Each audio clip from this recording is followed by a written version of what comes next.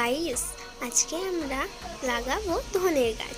তার জন্য ধনের বিচুনটা আমরা কিনে এনেছি। তারপরে এটাকে আমরা পানিতে ভিজিয়ে দেবো। এ দেখো ভিজানো হয়ে গেছে। এবার আমরা এটাকে মাটিতে লাগিয়ে দেবো। মাটিতে খুব ভালো করে ফেলতে হবে যাতে এটা ভালো করে বের হয়। এবার আমরা একটু চিপে নেব।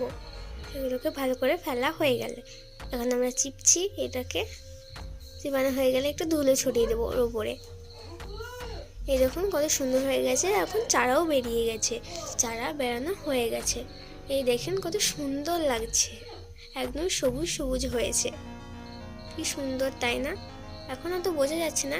এই পরেরটা দেখুন কত সুন্দর লাগছে, একদম ঘন সবুজ। ছোট ছোট চারা বেরিয়েছে, বোঝাই যাচ্ছে না কি এটা ধনেপাতার গাছ। এরপর বড় হয়ে গেছে।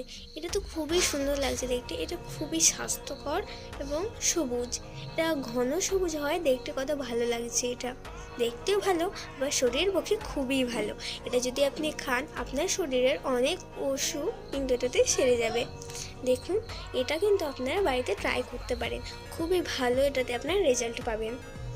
এখন আমরা আপনাকে খুব সুন্দর করে এটা ভিডিওটা দিয়ে দিয়েছি, আপনারা এটা ট্রাই করবেন অবশ্যই।